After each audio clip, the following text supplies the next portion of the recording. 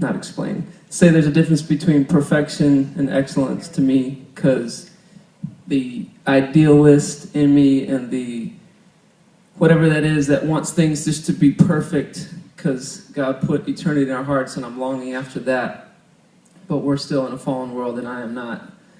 I don't have it all together.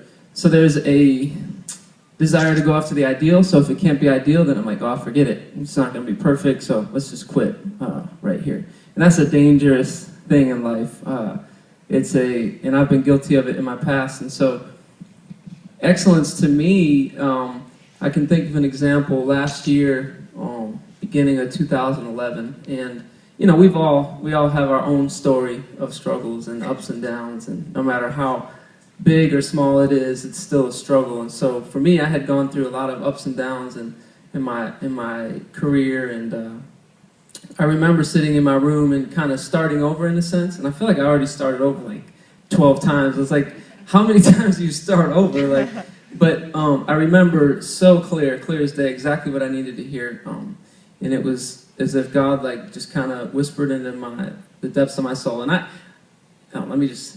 was going to go on a tangent. This is what God said: take what you have and make the most of it. Become the best songwriter, become the best producer, the best artist that you can be with what you have right now. I was like, I need new gear, I gotta get a new computer and all this stuff, you know, but I don't have it yet, and I don't have the money, and they're over there doing this, and I just was so overwhelmed with excuses. And it gave me such a peace. It was like, take what you have, the gear that you have right now, the books that you have, everything that you have, and just learn. Just become, you gotta become great, Brian. You can't just be great. And so that's kind of for me, my own definition of being the best that I can be with what I have and doing it unto the Lord, and knowing that His grace is sufficient even when I feel like it failed, you know, and knowing that God sees it through His eyes, and so yeah.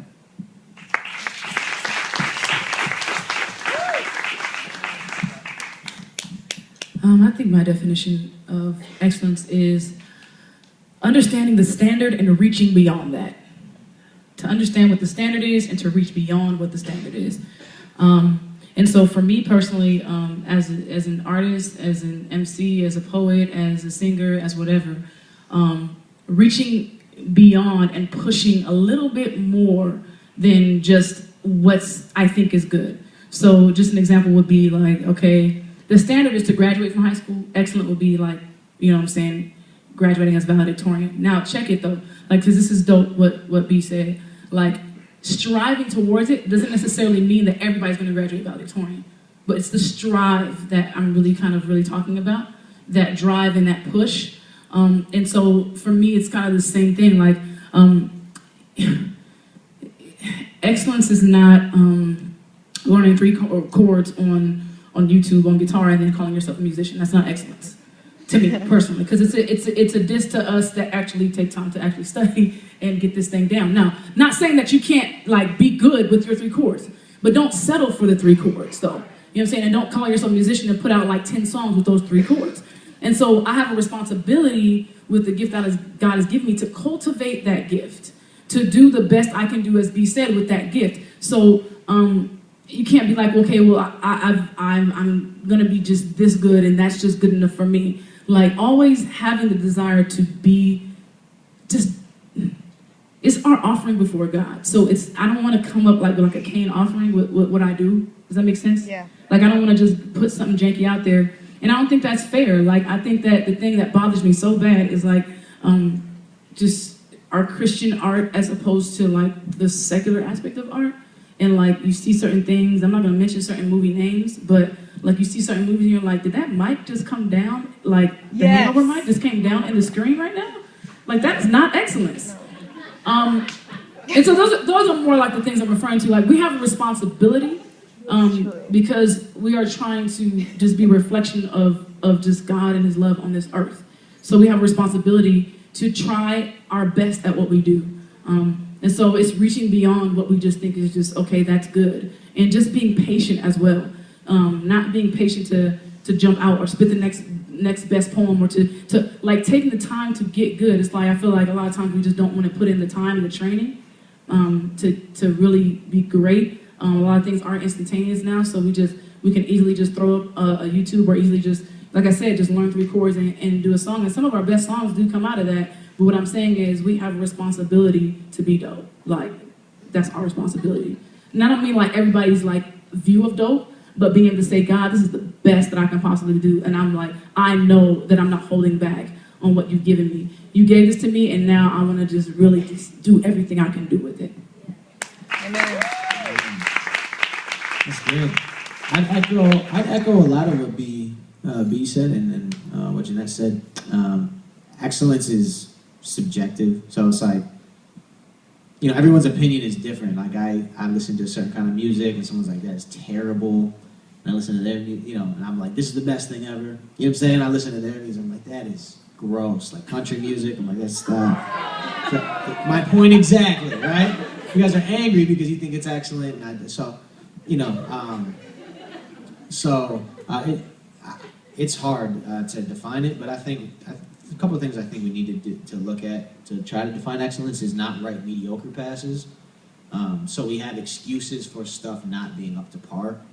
And I think sometimes we do that as Christians. We'll say, you know, well, here's some kid, and then it'll be really bad. We're like, somebody's doing it for the Lord, right? So they get a pass to be bad because there's some other thing there, you know, because there's some connection there. And I think so, you know, I just think that that doesn't help that person grow at all, and it doesn't help us push each other towards excellence. And I think excellence is like an unwavering commitment to be more than good.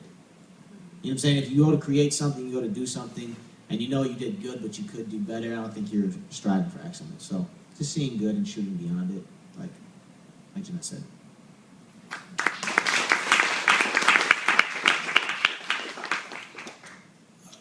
My definition may be a little different. When I think of excellence, and it's going to sound weird, I think of the parable of the talents. You guys familiar with the parable of the talents, where, you know, one guy gets 5, and the guy gets 3, and one guy gets 1. The guy who gets 5 doubles up. The guy who gets 3 doubles up. The guy who gets 1 buries it. And my definition of excellence would be the driving force and the driving desire to be a good steward. Understand that my life is not my own. My body is not my own. My marriage, my wife, my talents, my career. This life is not my own. It's on loan to me by the Lord. And how do I steward my life? How do I steward all these different areas? You know, and that's what I think of. And being willing to step out in maybe some areas that we're not comfortable in, and explore different avenues, and try new things. You know, that's what I think of. You know, and I guess some say my downfall as an artist has been like, I've never been, this is all I do, I just rap. Like, nah, I like doing poetry, and I'll edit some music videos, and I'll mix and engineer and produce, and I'll decide to throw a conference. You know what I mean? Like, I'll do all these different things, and I think of that parable. Like, I have certain skill sets, you know what I mean? And I'm just gonna try to honor the Lord and do my best to then, let's see if I can double up. Let's see if I can honor God. Let's see if we can take it to another level. Let's see, not better, but greater. Let's see if we could do it greater for the Lord. So that would be my definition. And that really does, I think of, and all that sounds like a lot, but I just think of small changes daily, right? So like, we can't just be like, dude, I'm going to read the Bible in a month, cover to cover, right? But you can't read the Bible in a year by setting aside 20 minutes a day. It's like, I'm going to lose this weight, and I'm going to be in the best shape.